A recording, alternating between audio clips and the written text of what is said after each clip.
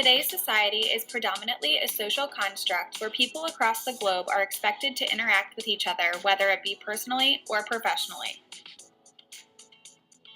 As of April 2018, there are 7.6 billion people on the globe, which means there are hundreds of thousands of emotions floating through society, including your own.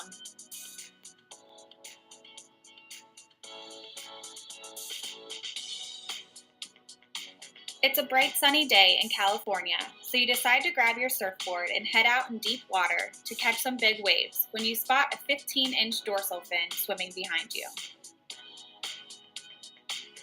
Most people would either shut their eyes and hope for the best, scream for help, or freeze in complete and utter shock without a clue on what to do next. So there you are, just you and the shark, and your emotions aren't letting you think logically on what to do next.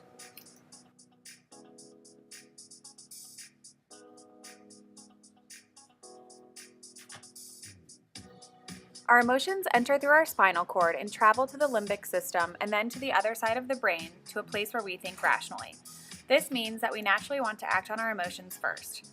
Emotional intelligence is learning to process your emotions and the emotions of others so we can think and act in a rational manner.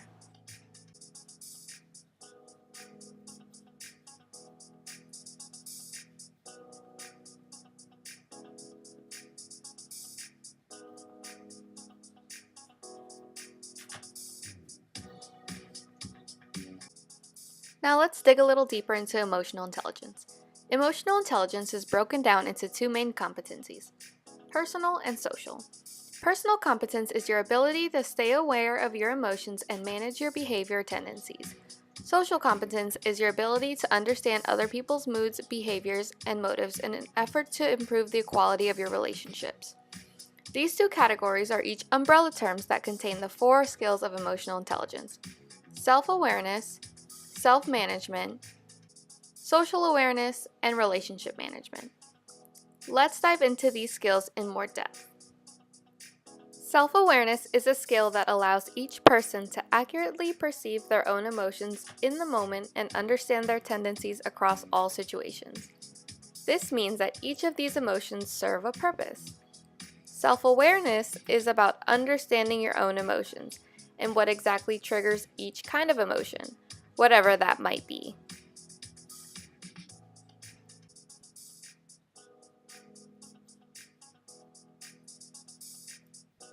The second major component of emotional intelligence is self-management, which is highly dependent on your self-awareness.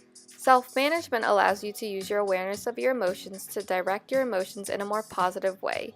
Self-management is not necessarily used to avoid sad or upset emotions, but more to resist explosive or problematic behaviors during certain situations.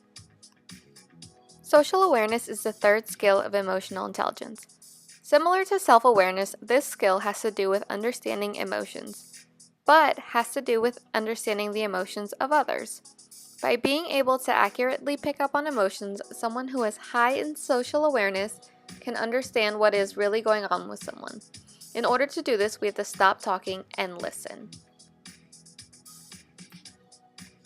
The final skill of emotional intelligence is relationship management, which taps into all three of the previous skills.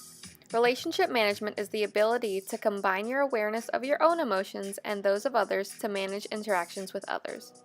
This isn't an easy task and especially challenging during stressful situations, but if done effectively can ensure clear communication and effective handling of conflict. Emotional intelligence might seem difficult to achieve, but when broken down into these four skills, anyone can get a grasp on what is needed to become more emotionally intelligent through self-awareness, self-management, social awareness, and relationship management. We will break down multiple strategies within the four main skills of emotional intelligence, including self-awareness, self-management, social awareness, and relationship management. Let's first focus on self-awareness. Three strategies are to know who and what pushes your buttons, to keep a journal about your emotions, and seek feedback. Let's dive deeper into these three strategies. Know who and what pushes your buttons. Certain people, particular situations, or conditions within the environment can trigger an emotional reaction. Knowing what stimuli affects you most is critical to developing your ability to take control of situations, maintain composure, and calm yourself down.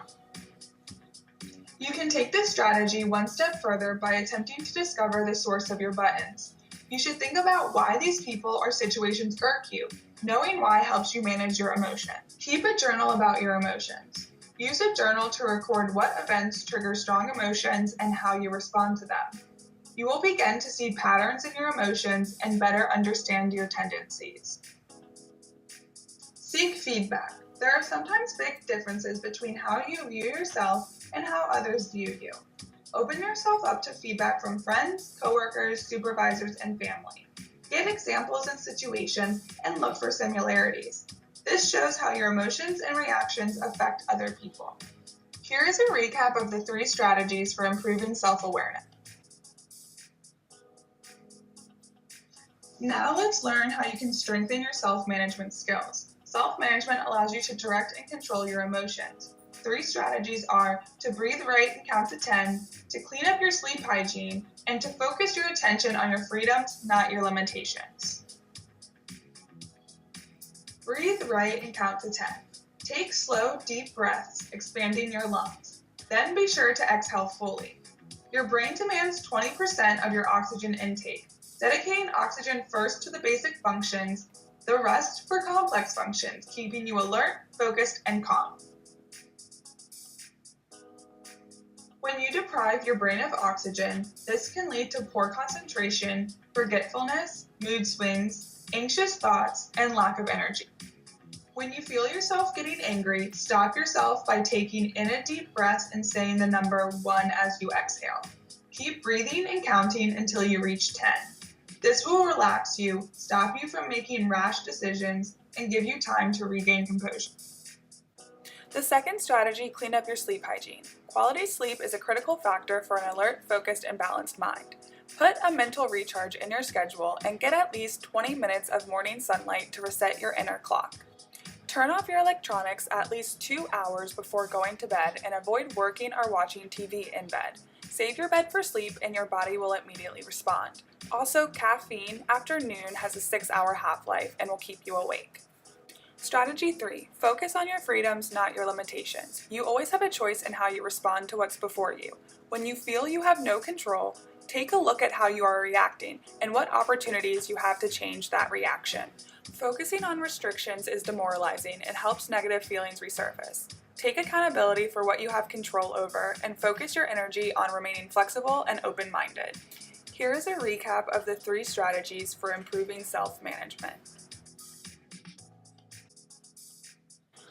Let's move on to strategies to improve your social awareness. The 3 strategies are: practice the art of listening, watch body language, and seek the whole picture.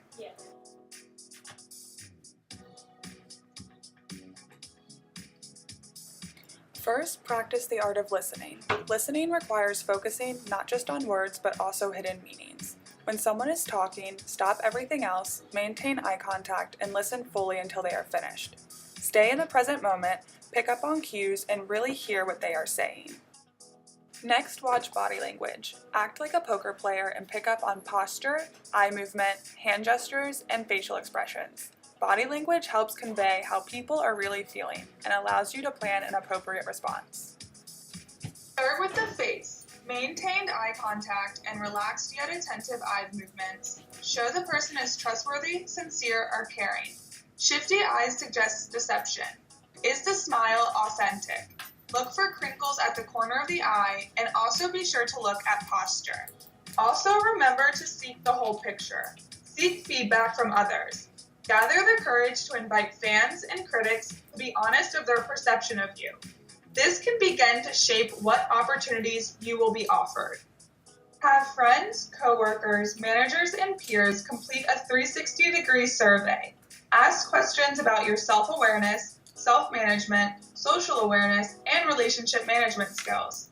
The result is a complete picture of your own and others' perceptions of you. Let's recap the 3 strategies of social awareness before moving forward with our next set of strategies. Our last 3 strategies fall under improving your relationship management skills. Strategies include build trust, take feedback well, and acknowledge others' feelings. Let's jump into building trust. Trust takes time to build, but can be lost in seconds. Open communication, willingness to share, follow through, and consistency can strengthen trust between people. Manage your trust with others. Use self-awareness and management skills to be the first to put yourself out there and share something about yourself. Ask others what they need to have in a more trusting relationship and listen to the answer.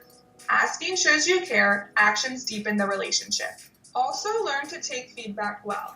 Use your self-awareness skills to prepare yourself for surprising feedback. You should think about appropriate responses and how you might react to certain feedback. Listen to what is being said, ask clarifying questions, ask for examples, and thank the person for sharing. Take feedback seriously. Consider the source of the feedback. Do they have relevant perspective? Do they have interest in your improvement? Absorb the underlying point, sort out your thoughts, decide what to do, and follow through with your plan. The last strategy, acknowledge the feeling of others. Lean into your own discomfort and take a moment to acknowledge, not stifle or change other people's feelings. You could say, I'm sorry you're upset, what can I do? Acknowledge emotions without making them a big deal, marginalizing them, or dismissing them. Everyone has the right to experience feelings, even if you might not feel the same.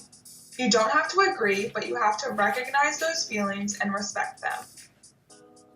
Let's recap the last 3 strategies for improving relationship management.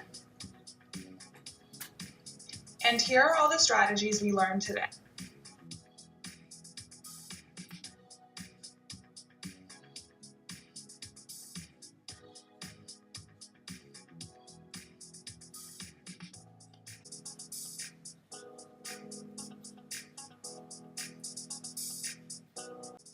Now that we've discussed the 4 main components of emotional intelligence and some strategies for learning emotional intelligence, let's think back to the story of the surfer and the shark. The surfer was able to think rationally about how to get to dry land after he took time to recognize his emotions. He sensed his own fear and knew the shark could sense it too, so he took a deep breath, relaxed his trembling muscles, and made a rational plan to paddle as hard as he could to shore. Much to his surprise, he made it to shore. He knew the only reason he survived was because of his emotional intelligence. Emotional intelligence also benefits those in the workforce.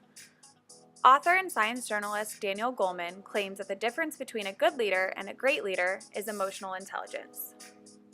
Keep in mind the strategies discussed earlier within the 4 components of emotional intelligence to practice within your own personal and professional life.